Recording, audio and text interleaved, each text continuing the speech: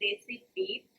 And firstly जानना चाहूंगी आप दोनों से, जिस तरीके से मैंने शो देखा वैरायटी का Bachchan, it's amazing. So firstly क्या कुछ कहना चाहेंगे आप ऑडियंस व्यूअर्स से?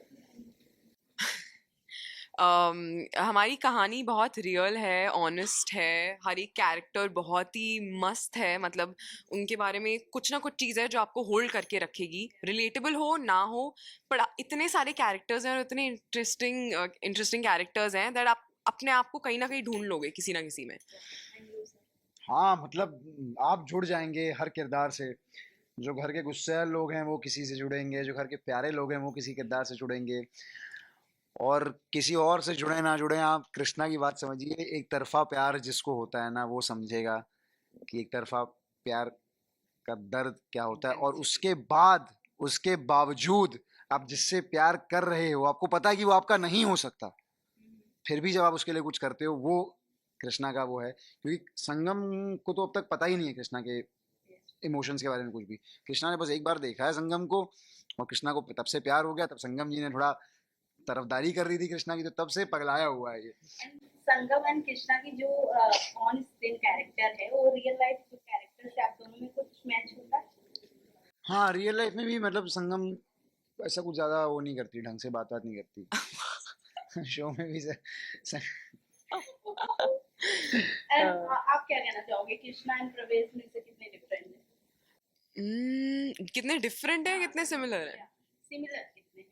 um, बहुत बहुत चीज़ों में है, मतलब सिमिलैरिटीज भी हैं, बट बहुत चीज़ों में like he's different also, like he's in his zone a lot of times, which is good, but काफ़ी similarities भी हैं। मतलब I think वो भी इसीलिए क्योंकि I think he's like taking Krishna, like जो सबको लेना भी चाहिए, पहले कह भी चुके हैं कि he's taking the good parts of Krishna or like the good qualities of Krishna and like अपने आप में उनको कहीं ना कहीं वो सब में होती है, बस वो उभर के आ रही है।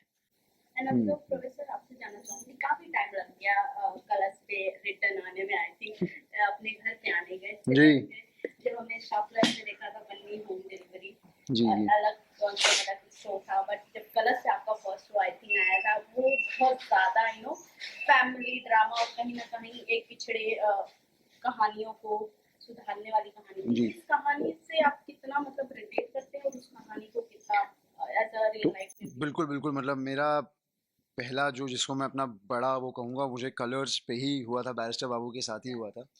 और अभी पिछले कुछ इंटरव्यूज के दौरान हमने ये रियलाइज़ किया कि बैरिस्टर बाबू में और बरेली के बच्चन में बहुत सारे सिमिलैरिटीज़ हैं, बहुत सारी चीज़ें सेम है। जैसे बैरिस्टर बाबू में भी बौनिता जब घर पे आती है शादी होगी, वहाँ पे भी एक्सीडेंटल शादी है, यहाँ पे भी एक्सीडेंटली शादी हो रही है, ठीक है।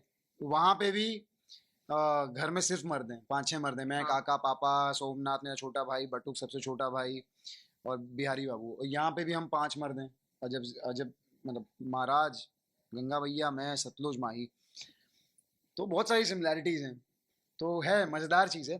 एंड होपफुली कैरेक्टर वाइज बहुत अलग है। अनिरुद्ध बहुत सीरियस बंदा था, कृष्णा सीरियस बिल्कुल भी नहीं है। वो तो मतलब वो तो संगम को बोलता है कि मैडम लाइफ को ज़्यादा सीरियस मत लिया कीजिए, वरना लाइफ किसी दिन आपको सीरियस हालत में अस्पताल पहुंचा देगी। ये लाइन काफी रियल लाइफ में भी आजमाने की जरूरत है लोगों को। हाँ बहुत ज़्यादा लोग सीरियस हो गए हैं, मतलब हर चीज़ को लेके, मतलब किसी भी बात पे झगड़ा कर लेते हैं। मेरा तो एक फंडा है लाइफ का, स्ट्रेस नहीं लेना देना है।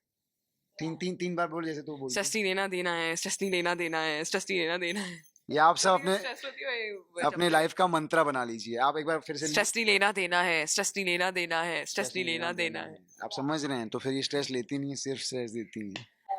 बट सर आपसे जानना चाहूंगी, आप दोनों से मेरा एक सवाल रहेगा, बरेली का बच्चन जो कॉन्सेप्ट है, जो ड्रामा है, इससे पहले भी कहीं ना कहीं एक शो था जिससे लोग रिलेट करते हैं, वो सोनी टेलीविजन का शो था, जी सास बिना ससुराल।